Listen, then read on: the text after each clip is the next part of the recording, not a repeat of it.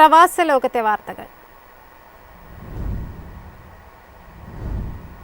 കുവൈറ്റിൽ സ്വദേശീവൽക്കരണ നടപടികൾ കടുപ്പിക്കുകയാണ്. 70 വയസ്സ് കഴിഞ്ഞ ജീവനക്കാരെ പിരിച്ചുവിടാൻ തീരുമാനം.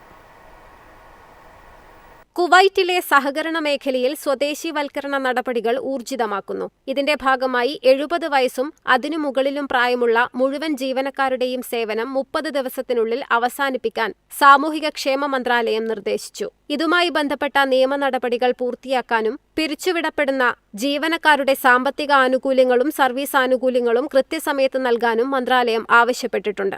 രാജ്യത്തെ യുവാക്കൾക്ക് കൂടുതൽ തൊഴിലവസരങ്ങൾ സൃഷ്ടിക്കുക, സൂപ്പർവൈസറി തസ്തികകളിലും മറ്റ് പിന്തുണ തസ്തികകളിലും കുവൈറ്റി പൗരന്മാരുടെ പങ്കാളിത്തം ഉറപ്പാക്കുക എന്നിവയാണ് ഗവൺമെന്റിന്റെ പ്രധാന ലക്ഷ്യം. ഇതിന്റെ ഭാഗമായാണ് മുൻഗണനാടിസ്ഥാനത്തിൽ മുതിർന്ന ജീവനക്കാരെ ഒഴിവാക്കാൻ സഹകരണ സംഘങ്ങൾക്ക് നിർദ്ദേശം നൽകിയിരിക്കുന്നത്. മുൻകാലങ്ങളിൽ ഭരണസമിതിയിലെ വ്യക്തിബന്ധങ്ങളുടെയോ തെരഞ്ഞെടുപ്പ് താൽപര്യങ്ങളുടെയോ അടിസ്ഥാനത്തിൽ നടന്ന നിയമനങ്ങൾ ഒഴിവാക്കി സഹകരണ മേഖലയിലെ പ്രവർത്തനങ്ങൾ കൂടുതൽ സുതാര്യവും കാര്യക്ഷമവുമാക്കാനും ഈ നടപടിയിലൂടെ മന്ത്രാലയം ലക്ഷ്യമിടുന്നു. News desk, MyFin TV.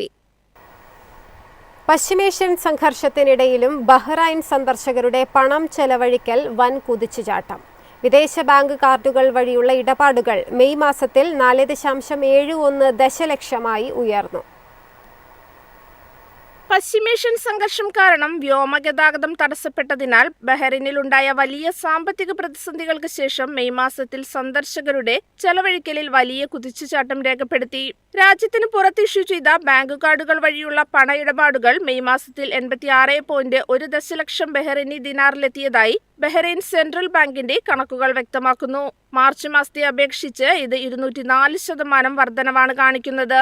വിദേശ ബാങ്ക് കാർഡുകൾ വഴിയുള്ള ഇടപാടുകൾ മാർച്ചിലെ 1.82 ദശലക്ഷത്തിൽ നിന്ന് ഏപ്രിലിൽ 2.63 ദശലക്ഷമായും മെയ് മാസത്തിൽ 4.71 ദശലക്ഷമായും ഉയർന്നു. വെറും 2 മാസത്തിനകം 159.3% വർധനയാണ് ഇതിലൂടെ രേഖപ്പെടുത്തിയത്. ബഹ്റൈൻ സ്വദേശികളുടെ കാർഡ് ഉപയോഗം പ്രതിസന്ധി കാലത്തും ഭേദപ്പെട്ട രീതിയിൽ തുടർന്നു. മെയ് മാസത്തെ ആഭ്യന്തര ചെലവുകൾ 370.4 ദശലക്ഷം ദിനാറിലെത്തി. ഇത് മുൻവർഷത്തേക്കാൾ 3.2% കൂടുതലാണ്. വിമാന സർവീസുകൾ പുനരാരംഭിച്ചതോടുകൂടി സന്ദർശകരുടെ ചെലവഴിക്കലിൽ വലിയ തിരിച്ചുവരവാണ് ഉണ്ടായതെന്ന് സെൻട്രൽ ബാങ്ക് കണക്കുകൾ വ്യക്തമാക്കി. News desk, MyFin TV.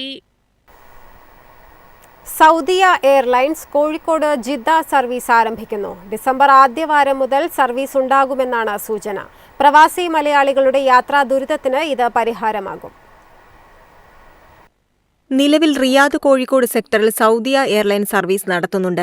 ജിദ്ദയിലേക്ക് December ആദ്യവാരം മുതൽ സർവീസ് ഉണ്ടാകുമെന്നാണ് വിവരം. 180 മുതൽ 220 വരെ പേർക്ക് യാത്ര ചെയ്യാവുന്ന എയർബസ് A321 വിമാനമാണ് സർവീസിനെത്തുക. പ്രവാസി കുടുംബങ്ങളും തീർത്ഥാടകരും ഉൾപ്പെടെ വർഷങ്ങളായി ആവശ്യപ്പെടുന്നതായിരുന്നു കോഴിക്കോട് ജിദ്ദ സർവീസ്. 2015 വലിയ വിമാനങ്ങൾക്ക് അനുമതി നിഷേധിച്ചതോടെയാണ് കരിപ്പൂർ വഴി ജിദ്ദ യാത്ര പ്രയാസകരമായത്.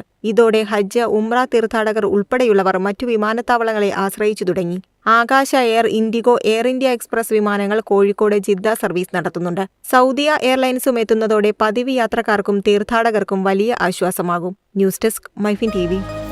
എളുപ്പത്തിൽ സമ്പാദ്യം വളർത്താം. ഇന്ന് തന്നെ മൈഫിൻ TV ആപ്പ് ഡൗൺലോഡ് ചെയ്യൂ.